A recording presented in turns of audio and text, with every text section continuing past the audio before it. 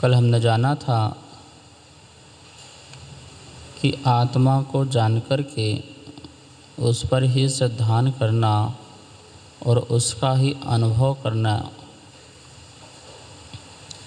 इस प्रकार जो तीनों इस प्रकार से करता है उसका निश्चय रत्नात्रय होता है। और वो निश्चय रत्नात्रय आत्मा ही है, कोई अलग वस्तु नहीं है, ऐसा जाना था। आज हम गाथा नंबर 19 में चलेंगे। 19 और 20 नंबर की गाथा।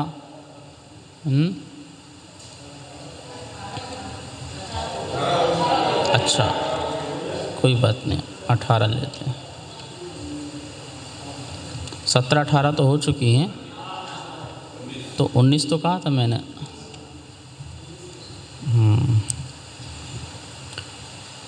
अब आज निर्णय करना है कि ज्ञानी और अज्ञानी, हम कब तक अज्ञानी हैं और कब ज्ञानी होंगे, इस बात का निर्णय करना है। कम्मेनो कम्ममिह्या अहमिति अहकं च कम्मनो कम्मम्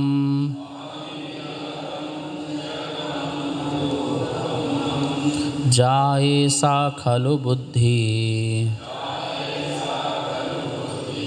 अपरिबुद्धो भवति तावा। पढ़िए। मेनो कम्ममिह्यः अहमिति अहकं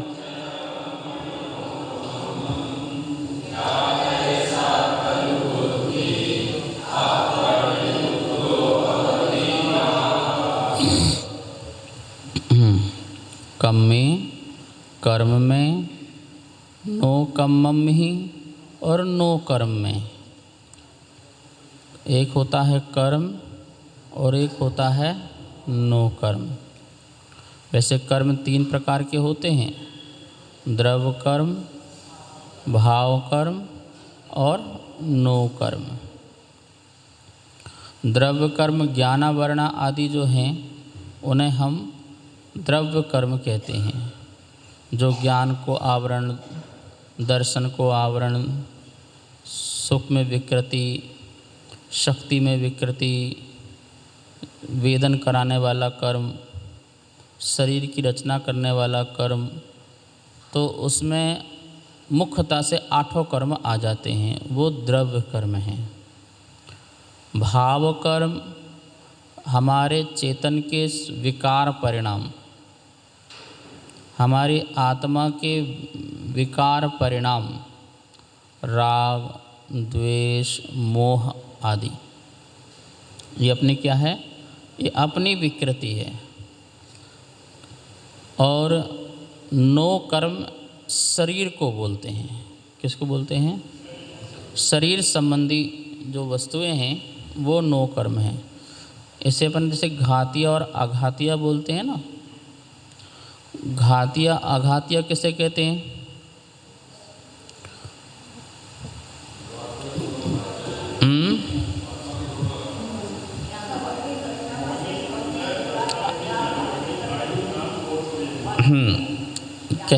कहते किसे? ये तो भेद हुआ, आप बता रहे थे। हाँ, घात, नुकसान पहुँचाए।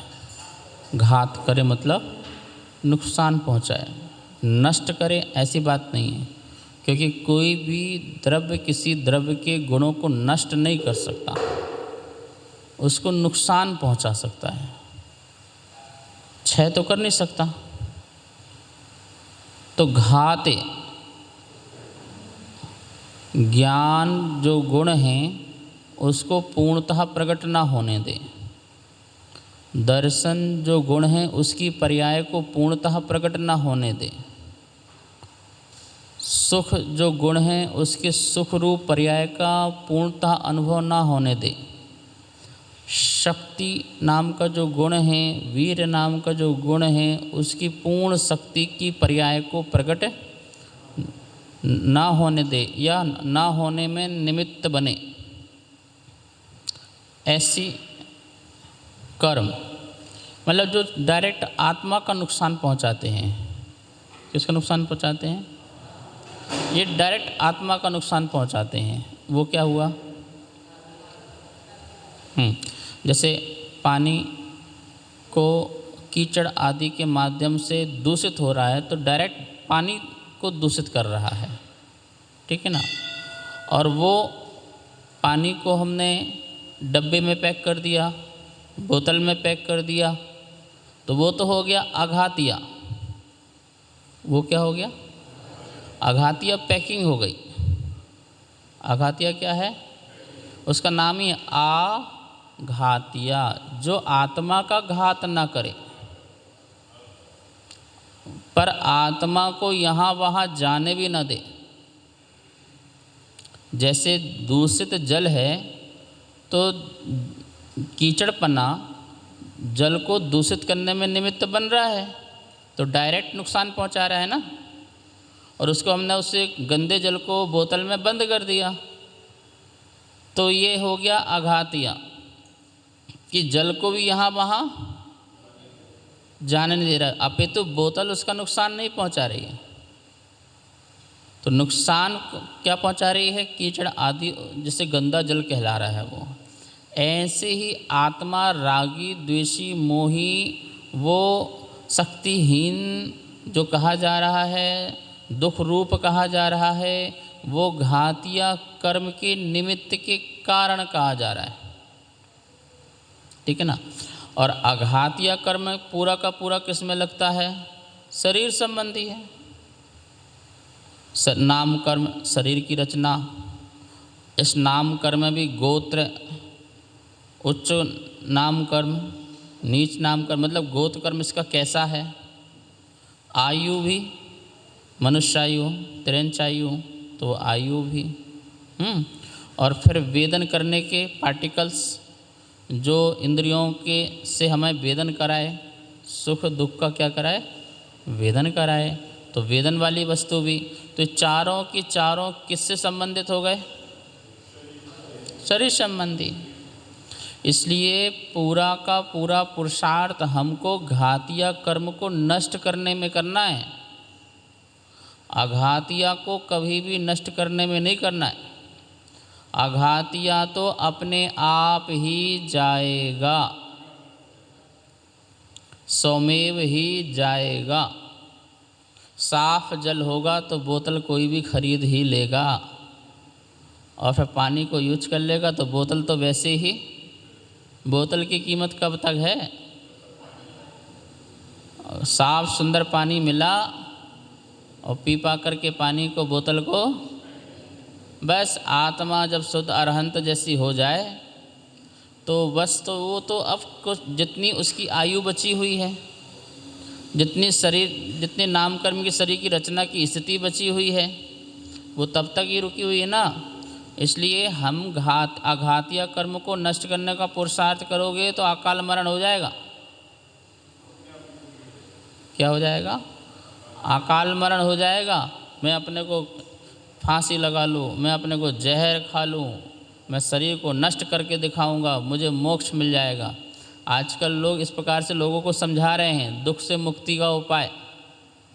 बोले कि तुम क्या है, मोक्ष का मतलब क्या है? शरीर से भिन्न होना, शरीर से नष्ट हो जाना, शरीर को अलग कर देना, तो बोले मोक्ष हो जाएगा। तो बोले साधना करके कर लो अलग इसको, अथवा एंगल में खड़े होकर के फांसी लगा लो तो मुक्त कर लो। शरीर से मुक्ति तो होना है ना। शरीर से मुक्त होने का नाम मोक्ष नहीं है, अज्ञान से मुक्त होने का नाम मोक्ष है। अबोधता से मुक्त होने का नाम मोक्ष है। विपरीत मान्यता का दूर होने का नाम मोक्ष है। पर को अपना मानने के जो परिणाम थे उन परिणामों से हटने का नाम मोक्ष है। मैं चेतन आत्मा हूँ ऐसे उसका शुद्ध अनुभव करने का नाम मोक्ष है। जब ये आया तो मुक्ति निश्चित होगी। तो बात चल रही थी कर्म, फिर कर्म 3 प्रकार का, द्रव्य कर्म,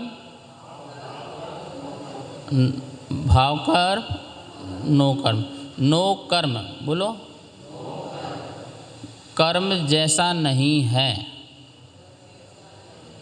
वो कौन सा हो गया? वो नो कर्म। इसलिए उसको किंचित कर्म कह सकते हैं। क्या कर सकते हैं उसको? किंचित कर्म, नो कर्म। तो नो इंग्लिश में बोलते हो ना आप लोग, नहीं है जो कर्म,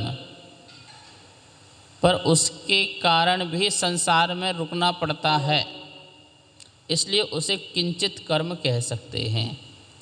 शरीर मेरी आत्मा का घात नहीं पहुंचा रहा है, इसलिए नो कर्म, इसलिए क्या है वो।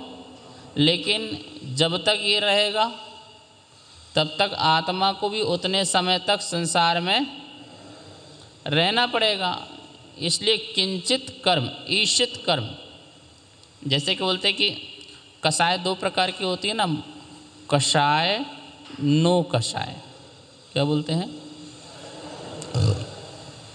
क्रोध, मान, माया, लोभ, ये कषाय हैं, और एक नो कषाय है।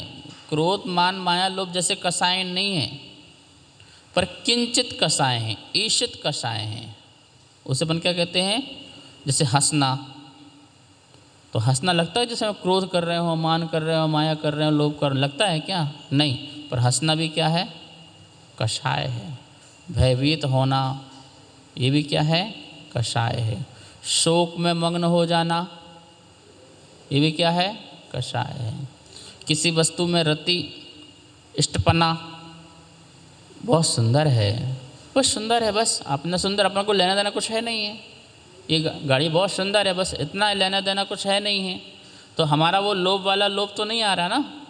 पर हम जो चीज़ सुंदर है उसको सुंदर कह रहे हैं, और जो चीज़ असुंदर है उसको, मतलब दुनिया जिसको सुंदर मानती है, या मैं जिसको सुंदर मानता हूँ, मैं उसको सुंदर कह रहा हूँ, उससे प्रेम कर रहा हूँ, और जिसको मैं सुंदर नहीं मानता हूँ उसे मैं असुंदर कर रहा हूँ, उससे मैं द्वेष कर, अप्रेम कर रहा हूँ। तो रति और अरति, ठीक है ना।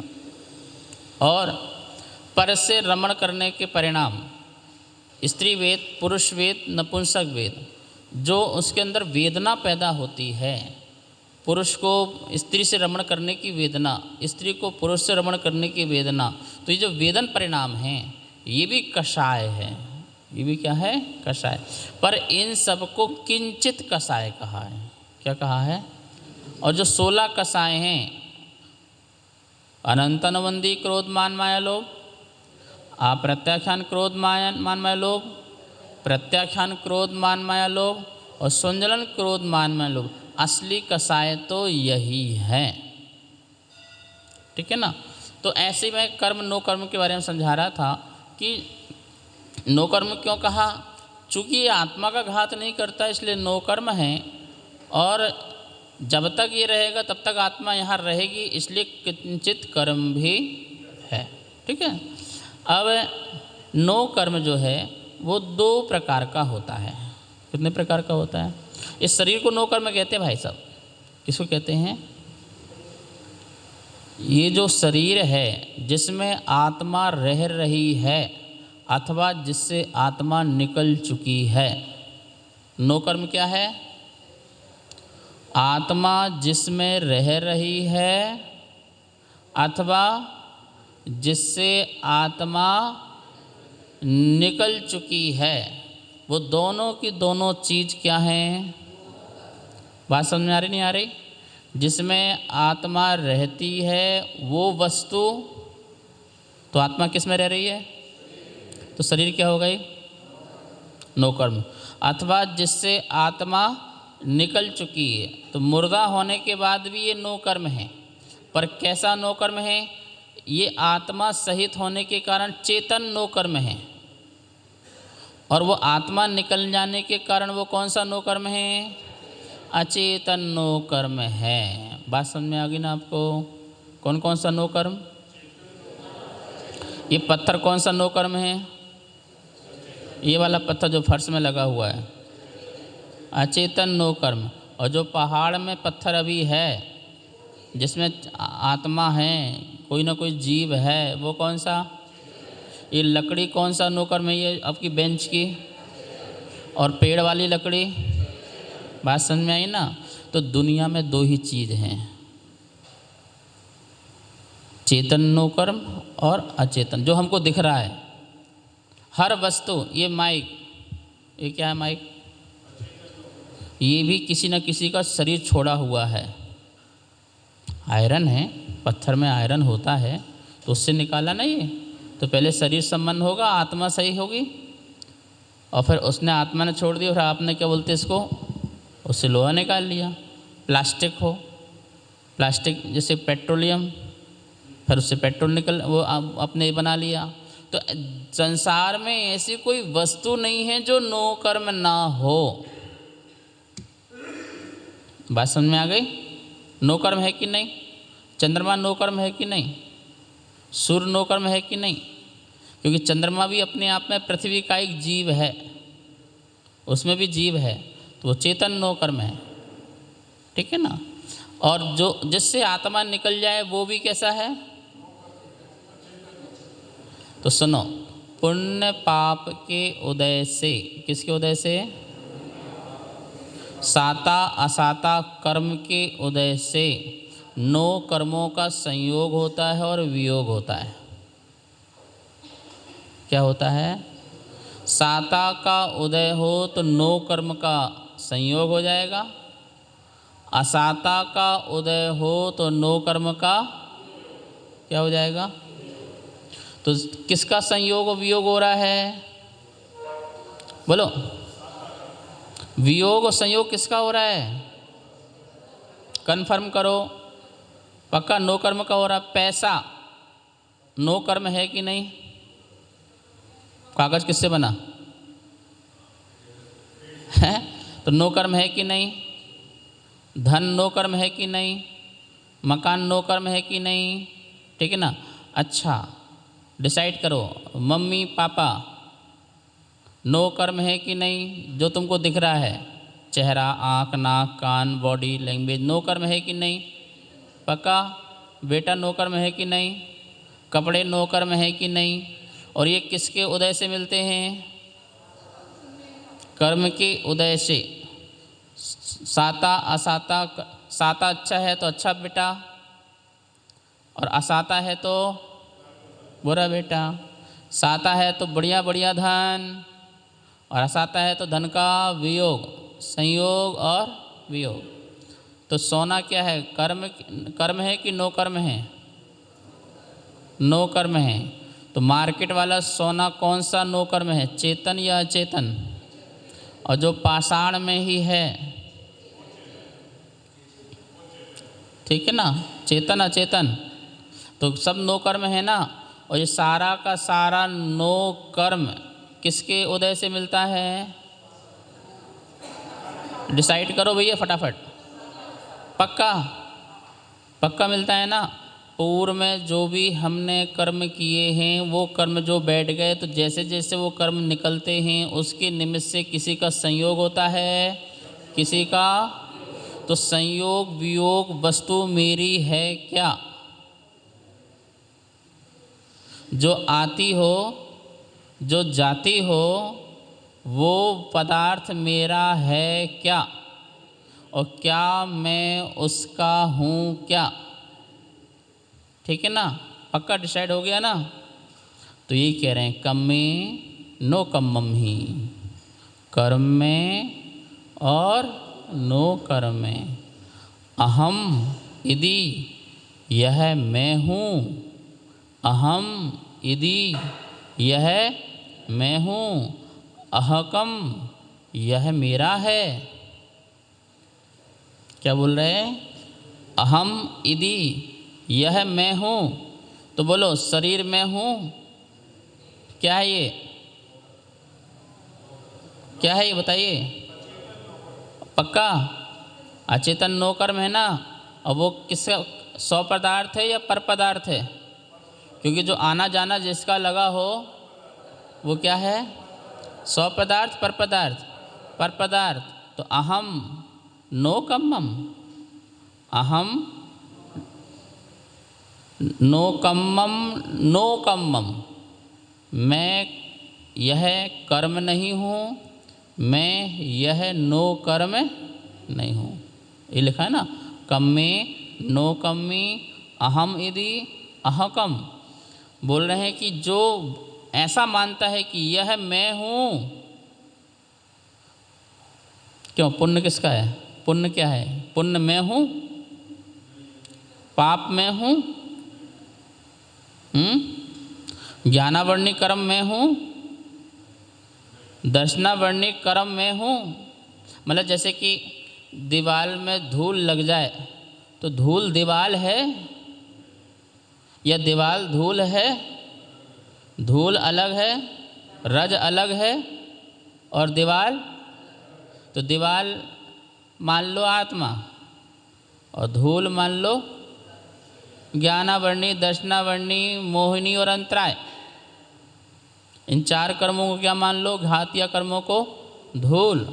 तो दीवाल में धूल लगने से न दीवाल धूल होती न धूल दीवाल होती है, ठीक है ना। दीवाल गंदी कहलाती है। क्या कहलाती है? ऐसी आत्मा गंदी कहलाती है, आत्मा संसारी कहलाती है, आत्मा रागी द्वेषी उसके निमित्त से कहलाती है, ठीक है ना। पर धूल तो बिल्कुल भिन्न है ना। एक धूल होती है सूखी, एक होती है गीली। तो ज़्यादा देर तक कौन टिकी रहती है? जो तीव्र कसाई होती है उसकी धूल ज़्यादा देर तक रहती है, जो मंद कसाई रहता है उसकी कम रहती है। अथवा एक ऐसी भी है कि बिना कसाई की भी धूल लगती है, सिर्फ हमारे शरीर के हलन चलन से, न जिसमें हम न राग कर रहे ना, तो बोल रहे इसलिए स्थिर हो जाओ तो वो वाली धूल भी आना बंद हो जाए, ठीक है ना। तो कम्मे नो कम्मी, यह मैं नहीं हूँ, कर्म मैं नहीं हूँ, पक्का हो गया डिसाइड। धूल दीवाल नहीं है, कर्म चेतना नहीं है, आत्मा नहीं है, डिसाइड पक्का।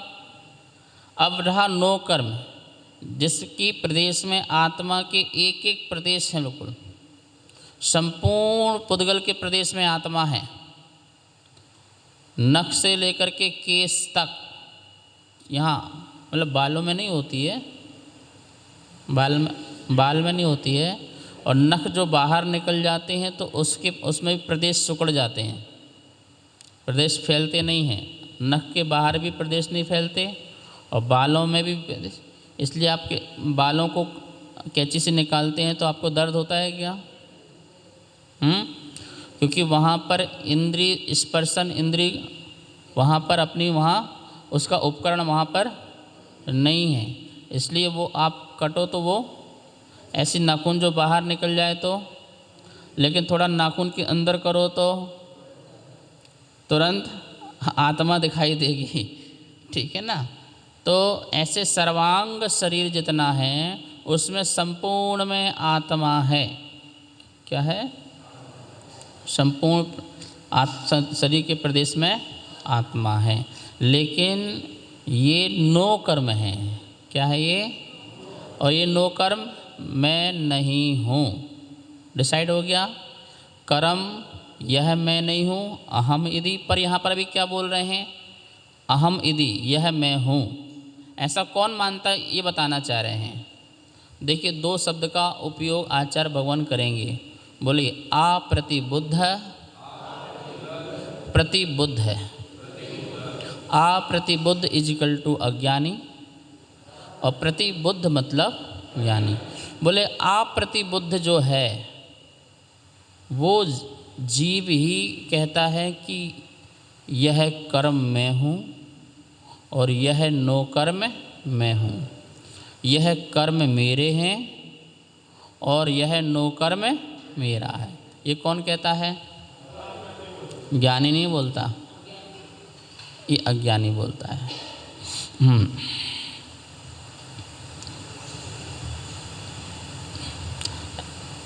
तो कम्मम नो कम्मम, कर्म नो कर्म है, मतलब कि पहली लाइन लेना है अहम इति कम्मे नो कम्मी, यह कर्म और नो कर्म अहम इति, यह मैं हूँ, और लास्ट में लिखा कम्मम नो कम्मम, चा मतलब और, कर्म नो कम अहम कम, मेरे हैं। यह कर्म नो कर्म मैं हूँ और यह कर्म नो कर्म मेरे अहकम, मेरे हैं। ठीक है ना। एक तो अब उसमें अपनी ही कल्पना कर रहा है। ठीक है ना। जैसे ये पुस्तक मैं हूँ और ये मेरी है, यह मकान मैं हूँ और मेरी है, यह गाड़ी मैं हूँ और मेरी है। यह मैं हूँ को अर्थ समझ में आता है? यह मैं हूँ, महाराज जी कैसी बात कर रहे हैं? गाड़ी में कैसा हो सकता हूँ? मकान में मैं कैसे हो सकता हूँ? गाड़ी तो भिन्न है। हाँ, ये तो हो सकता है गाड़ी मेरी है, दुकान मेरी है, लेकिन दुकान में हूँ ये कैसे हो सकता है? ये तो हो सकता है शरीर मेरा है, पर शरीर मैं हूँ ये कैसे हो सकता है? कैसे हो सकता बताइए? जिसमें ऐसा आपको अनुभव हो कि इसके आ जाने से ऐसा लगता है कि मैं ही आ गया हूँ, और इसके नष्ट हो जाने से ऐसा लगता हो कि मैं ही, एकत्वपना आ गया हो। क्या आ गया हो? बिल्कुल एकत्वपना। क्यों? पड़ोसी को चांटा मारें तो आपको दर्द होता है क्या? और अभी आप समय सार पढ़ रहे हो, फ़ोन आ जाए कि पड़ोसी ने तुम्हारे पति को चांटा मारा है, तुम्हारे बच्चे को चांटा मारा है, तो समय सार तो एक तरफ तुम ऐसा लग रहा है कि उसको नहीं मारा, जैसे मुझको ही मारा है। ऐसा होता नहीं होता? दो बच्चे खेल रहे हो, पड़ोसी को तुम्हारा बच्चा भी खेल रहा हो, और कोई पड़ोसी को मार रहा है, तो आप क्या बोलोगे? ए बेटा ऐसे लड़ते नहीं झगड़ते नहीं हैं, ठीक है ना, सांत्वना दे दो। और तुम्हारे बच्चे को दो चार लगा दियो, खींच दियो, तो बताओ क्या हालत होगी तुम्हारी? रोमटे रोमटे खड़े हो जाएंगे। क्या महसूस हो रहा है? यह मैं हूँ, मतलब उसका दर्द, उसका दुख, उसकी पीड़ा और उसका सुख भी। तो ये एक में एक पना का अनुभव हो रहा कि नहीं हो रहा है? सामने वाले पड़ोसी की आग में आग लग जाए, आस पड़ोस जानते ना आप लोग? अड़ोस पड़ोस जानते नहीं जानते हो? अड़ोस पड़ोस कौन कहलाता है? बाजू वाला अड़ोस, सामने वाला पड़ोस। मेरे सामने वाली खिड़की में, हाँ जो भी समझते हैं ना, वो क्या है? वो पड़ोस। और बाजू वाला जो अड़ोस करके डाल देता है ना, हिल डुल भी नहीं सकते। ये तुम्हारे बाजू में कौन बैठे हैं और मैं कौन बैठा हूँ? समझ में आया ना? ये अड़ोस पड़ोस है। तो अड़ोस में तो नहीं, पड़ोस में लग जाए। जब बोलते ना पड़ोसी दुखी, तो वो तो सामने बाजू वाला थोड़ी दिखता है। कौन दिखता है? आप छज्जा में खड़े हो तो कौन दिखेगा? सामने वाला दिखता है। तो खटकता कौन है? ज़्यादा अड़ोस वाला नहीं खटकता है। खटकता कौन है? जो सामने बार बार दिखता है वो खटकता है।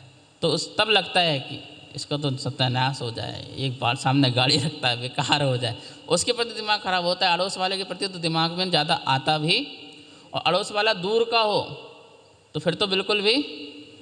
लेकिन सामने वाला पड़ोस वाला जब आँख खुलो सामने दिखता है। तो इसलिए बोलते हैं पड़ोसी से लड़ाई झगड़ा वो उसी से होता है, किसी से नहीं होता है। तो वो जो पड़ोसी है उसके यहाँ यदि बाई चांस आग लग जाए तो क्या होगा? ठीक है, नॉर्मल है। और यदि अपने यहाँ लग जाए तो क्या होगा? तो इस मकान के प्रति जो एकत्व परिणाम था वो क्या होगा? उसमें आप मर मिटोगे उसको क्या करने के लिए? बचाने के। ये एकत्व परिणाम हुआ। फिर हुआ ममत्व परिणाम। ममत्व परिणाम में चलो मेरा था अब नष्ट हो गया सो हो गया, ऐसा भी परिणाम हो सकता है। तो उसमें आपने ज़्यादा कोई कोशिश अपने था, चलो ठीक है, दूसरा आ जाएगा अपना, वो ममत्व परिणाम होगा, ठीक है ना। लेकिन ये जो ममत्व परिणाम है, कौन सा वाला, अहम इति, कौन सा वाला, याद रखो, अहम इति, वो वाला जो है बहुत खतरनाक है, और अहकम वाला भी खतरनाक है, ये मेरा है। बात समझ में आ गई। एकत्व बुद्धि, बोलो, ममत्व बुद्धि, बस इतना ध्यान रखो। दो द्रव में एक पना आना एकत्व बुद्धि है। क्या होना, दो द्रव में एक पने की फीलिंग होना, उसका दुख मेरा दुख, उसका सुख मेरा सुख, उसकी पीड़ा मेरी पीड़ा, उसको कुछ हुआ तो मतलब दूसरे के परिवर्तन में अपने में परिवर्तन होने लग जाना, वो कौन सी, एकत्व बुद्धि है। दो द्रव में पर में एकत्व बुद्धि है। और जो अपने से बिल्कुल भिन्न है, उसके से परिवर्तन अपने में नहीं आ रहा हो, पर मोह परिणाम आ रहा हो, राग परिणाम आ रहा हो, कौन सा परिणाम, ये मेरा है, बस इतना ही आ रहा हो। खतरनाक दोनों ही हैं, ध्यान रखना, ठीक है ना। तो कम्मे नो कम्मी अहम इति, कर्म नो कर्म में अहम इति, यह मैं हूँ, अहम इदम, यह मैं हूँ, इति, इस प्रकार। कम्मम नो कम्मम अहकम च, और कर्म नो कर्म में अहकम, ये मेरा है। बात समझ में आ गई ना। कर्म क्या है, कर्म के नाम गिनाइए फटाफट। ज्ञानावर्णी, दशनावर्णी, मोहिनी, अंतराय, जो भी नाम कर्म, आयु, गोत्र, ये क्या है, कर्म हैं। रज धूल है, क्या है ये, रज धूल है। तो ये मेरे हैं, मैं इनका हूँ, ये मेरे हैं, ऐसा है क्या, नहीं, बस इतनी बात कह रहे हैं।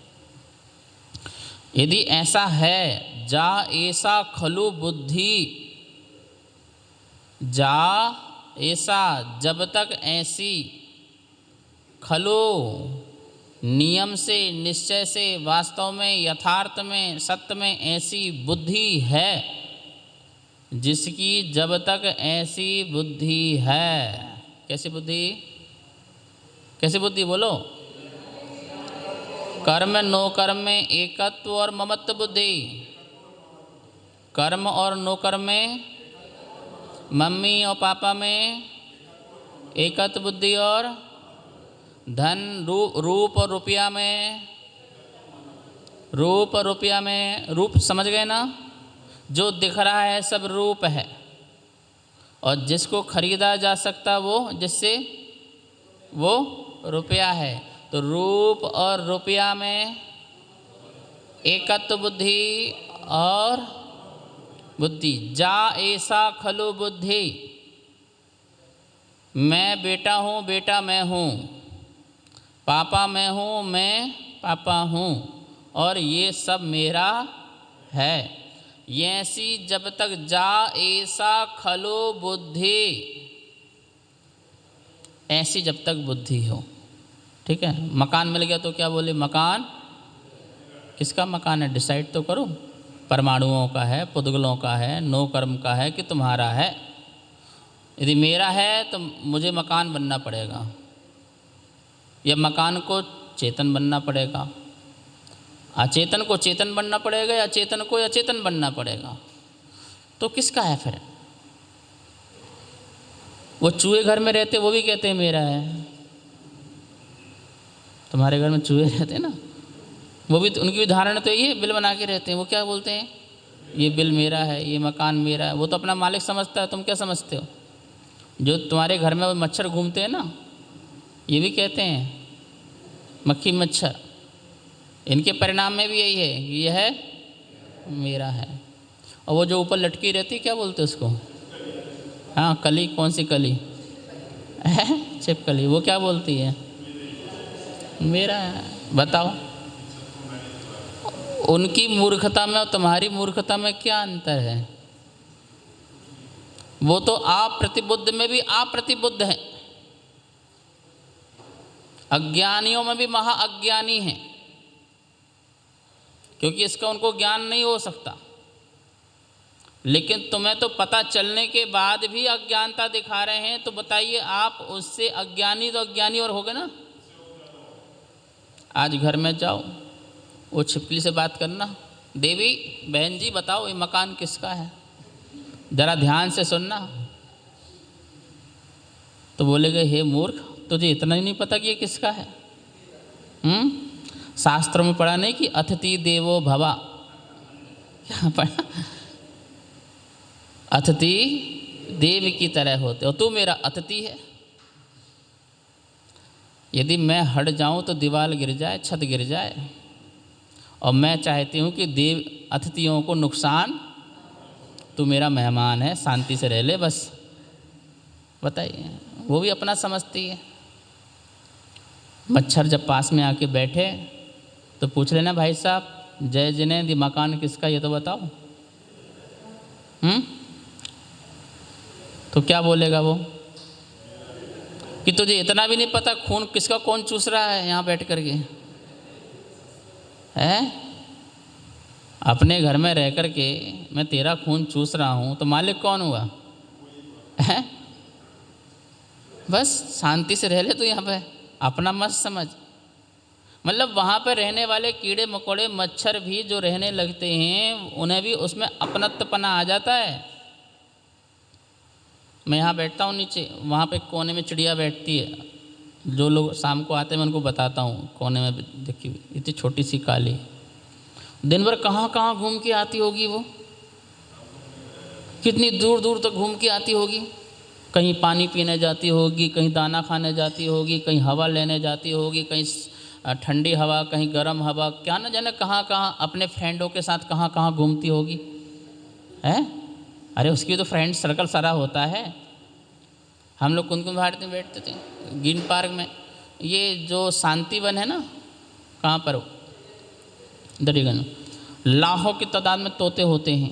सुबह हम लोग जब छत में बैठते थे उस सब एक के बाद एक 100 का झुंड, 200 का झुंड, 500 का झुंड, हज़ारों झुंड, और निकलते जा रहे हैं। दिल्ली के बाहर निकल जाते हैं, बिल्कुल बहुत दूर निकल जाते हैं, और शाम को फिर चहचहाते हुए फिर वो वहीं पहुंच जाते हैं।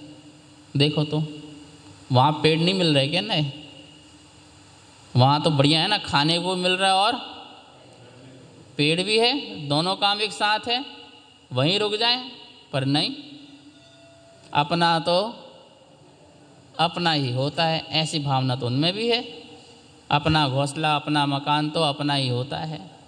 वो रोज़ शाम को यहाँ पर आके बिल्कुल बैठ जाती, उसी स्थान पर बिल्कुल, कहाँ कहाँ अपने फ्रेंड सर्कल से मिलके आने के बाद भी। तो बताओ उस जीव में, और तुम संगी पंचेंद्री देव शास्त्र गुरु की सानिध्य करने वाले, रोज़ प्रभु की पूजा आराधना करने वाले, और गुरुओं के मुख से वाणी सुनने वाले, और जाकर के तुम ऐसा सोचो, कहने की बात नहीं कह रहा हूँ, ऐसा मानो कि यह मैं हूँ और यह है मेरा है। भाई अप्रतिबुद्ध कैसे हो?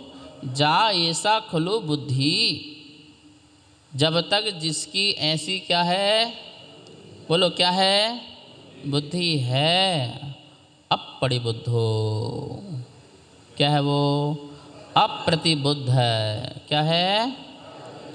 हवदि ताव तब तक हवदि है, यह होता है तब तक वह होता है। क्या होता है? अपरिबुद्धो। क्या होता है भाई? अप्रतिबुद्ध होता है। क्या होता है? आत्मा तो ज्ञानमय ही है। क्या है? अज्ञानमय आत्मा नहीं होती, आत्मा तो ज्ञानमय ही है। लेकिन जब ये कहता है, मानता है कि यह मेरी है, तो उस समय आत्मा अज्ञानी हो जाती है। वैसे तो आत्मा कैसी है? ज्ञानमय ही है। जानना ही उसका स्वभाव है। क्या जानना? जो वस्तु जैसी जिस पर्याय में हो उस पर्याय रूप जानना, द्रव्य रूप हो तो द्रव्य रूप जानना।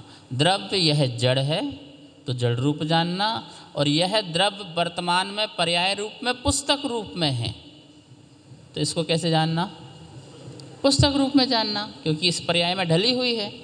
वैसे तो ये जड़ पदार्थ है, जड़ द्रव्य है, और ये जड़ का रूप कैसा है? अभी बुक रूप में है, माइक रूप में नहीं है। मैं इसको माइक कहूँ तो असभ्यता आएगी ना। मैं इस माइक को, इस पुस्तक को कैमरा कहूँ तो ये तो बिल्कुल व्यवहारिकता गलत हो जाएगी ना। तो पुस्तक को पुस्तक जानना, माइक को माइक जानना, ये पर्याय, और इन सब में एक कॉमन चीज़ है, इक्वल चीज़ है। क्या क्या इक्वल चीज़ है? माइक में, पुस्तक में, कॉपी में, पंखे में, इन सब में एक इक्वल चीज़ है। कौन सी? जड़पना। कौन सा पना? जड़पना। तो ये सब जड़ पदार्थ हैं, और इन जड़ पदार्थों की पर्याय भिन्न भिन्न, ये पुस्तक है, ये है। तो मैं इसको जैसा हूँ वैसा जानूँ तो सम्यक दर्शन हो गया, ठीक है ना। और इसको मैं अपना मानूँ तो क्या हो गया? अज्ञान हो गया। पदार्थ वहीं पर है, ये तुम्हारा तीन काल में भी अपना नहीं हो सकता। हो सकता है क्या? जो वस्तु जहाँ है, जैसी है, वो वहीं पर ही है, वहीं रहेगी। मतलब संसार में है तो संसार में ही रहेगी, पर वो अपना कभी नहीं हो सकता। लेकिन मैं इसे अपना मानता हूँ, बस इसका नाम अज्ञानपना है। पदार्थ जैसा है वैसा मानने में अज्ञानपना नहीं है, और सुनो, उसका उपयोग करने में अज्ञानपना नहीं है। घर को घर में रहने में अज्ञानपना नहीं है, वस्त्र को पहनने में अज्ञानपना नहीं है। वस्त्र, मैं वस्त्र हूँ, यह मेरा है, ऐसा मानना, बस ये इतना संसार है। बस इतना सा जैन धर्म समझाने के लिए इतनी सारी पुस्तकें हैं। ये छूटा तो मिथ्या छूटा, और फिर इसके बाद कौन सी चीज़ छोड़ना है? फिर इसमें जो राग है वो छोड़ना है, बस। उसका नाम चारित्र है। क्या चरित्र है? ठीक है, यह मेरी नहीं है, ये पक्का कन्फर्म हो गई, ठीक है ना। पर इसका मेरे पास रहना मुझे अच्छा लगता है, मुझे यहीं रहना इसका अच्छा लगता है, मुझे ऐसा पहनना ही अच्छा लगता है, मुझे ये पहनना अच्छा नहीं लगता, मुझे ऐसा खाना ही अच्छा लगता है, ऐसा खाना अच्छा नहीं लगता। जो ये पसंद नापसंद के परिणाम है, इसको छोड़ने का नाम चारित्र है। जहाँ तुम्हारी कोई पसंद नापसंद हो, इसमें समता रूप परिणाम आ जाए, इसका नाम क्या है? इसका नाम क्या है? यह मेरी तीन काल में भी नहीं है, न थी न होगी, ये परिणाम का हटना, इसका नाम सम्यक दर्शन, इसका नाम सम्यक ज्ञान। और अब पसंद नापसंद की जो इसके प्रति परिणाम हैं वो छूट जाना, इसका नाम सम्यक चरित्र। बोलो, रत्नात्रय कितना सरल है ना। पूर्वा, कितना सरल है? बिल्कुल सरल है। तुम्हें कुछ करना ही नहीं पड़ रहा, तुम सब यूज भी कर रहे, मुनिराज भी आहार कर रहे, पर पसंद नापसंद हट गई। मुनिराज भी तुम जहाँ ठहरा रहे वहाँ ठहर रहे, पर पसंद नापसंद समाप्त हो गई, ठीक है ना। बस ये पसंद नापसंद में समता रूप परिणाम आने लग जाए तो उस वस्तु से तुम्हारा रागांश कम होगा, और जब रागांश कम होगा तो वो वस्तु भी तुमसे छूट जाएगी। और जितना रागांश कम होते जाएगा उतना छूटते जाएगा, और पूर्ण रागांश कम हो जाएगा तो भगवान बन जाएंगे। क्या बन जाएंगे? भगवान बन जाएंगे। हमको अभी घर परिवार आदि से रागांश कम हुआ तो घर परिवार छूट गया, कपड़ों से रागांश कम हुआ तो कपड़े छूट गए, और जिस दिन अपने मोक्ष के पाने का भी राग छूट जाएगा। क्या बोले? बड़ी बात कह गए, जल्दी कह गए, समझ आराम से लेना। जिस दिन मुझे मोक्ष जाने का भी क्या हो जाएगा, और किसी को मोक्ष मिल जाए इसका भी राग छूट जाए। मेरा कल्याण हो इसका राग, और मेरे संपर्क में आने वाले लोगों का भी कल्याण हो ये राग। यदि मेरा सबसे पहले ये छूटता है कि मैं सबका कल्याण के प्रति क्यों विचार करूं, तो मैं फिर जंगल में दिखूं, और फिर जंगल में भी कि मैं अपना कल्याण भी नहीं चाह रहा, ऐसे समता रूप परिणाम में चल जाऊं तो नियम से मुक्ति हो जाएगी। फिर वो राग भी खत्म हो गया ना। इच्छा तो इच्छा ही कहलाएगी ना, और इच्छा बिना राग के, चाहे मैं घर जाने की इच्छा रखूं और चाहे मैं मोक्ष जाने की इच्छा रखूं, एक महल जाने की इच्छा रखूं, एक मंदिर जाने की इच्छा रखूं, और मैं मोक्ष जाने की इच्छा रखूं, ठीक है ना।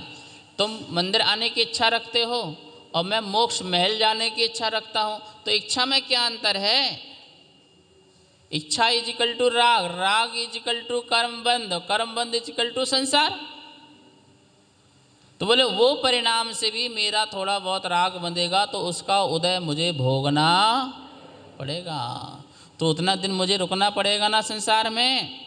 तो बोले बस वो इच्छा भी समाप्त हुई तो लोक में कोई भी मोक्ष जाने से या शरीर से परमानेंट से छूटने से कोई रोक नहीं सकता। आगे बात समझ में?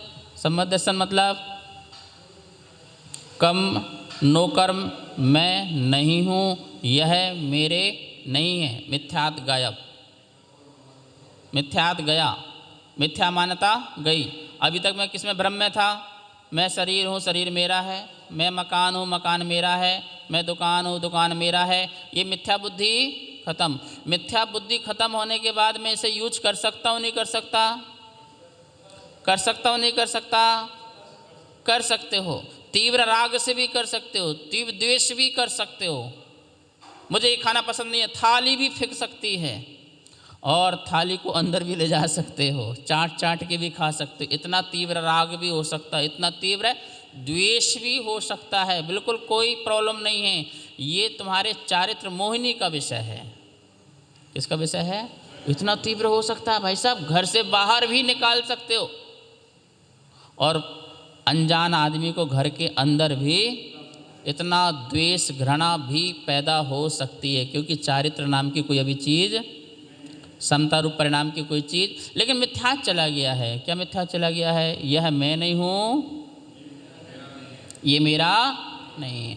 और जिस दिन यह मैं नहीं, यह मेरा नहीं, उसमें भी पसंद नापसंद चला गया। क्या? शाम को क्या खाओगे? अजी भगवान जो बनाना हो बना लेना, समता आ गई। मार्केट चलो, क्या खरीदोगे? क्या करना, जो मिले पहनना, तन ढाकना, ले लो, बस समता आ गई। ये राग कम हो रहा है, ये राग देश क्या हो रहा है? कम हो रहा है।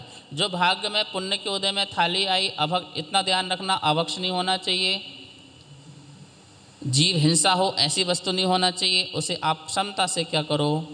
उपभोग करो, और ऐसे ऐसे समता आते जाएगी, मोह की ग्रंथि नष्ट होते जाएगी, और जितने जितने में ये नष्ट होते जाएगी उतनी उतनी वीतरागता। ध्यान रखना, राग का मतलब द्वेष भी जाना। क्या करना? द्वेष भी जाना। मैं 8 दिन से पापड़ नहीं खा रही हूँ, तो इसका मतलब वीतरागता नहीं है, द्वेष बस नहीं खा रहे, ढंग से नहीं बनाया तुम तो नहीं खा रहे। तो द्वेष तो तुमको और वस्तु से आ गई ना, उससे आदमी से आ गई ना, ऐसे नहीं।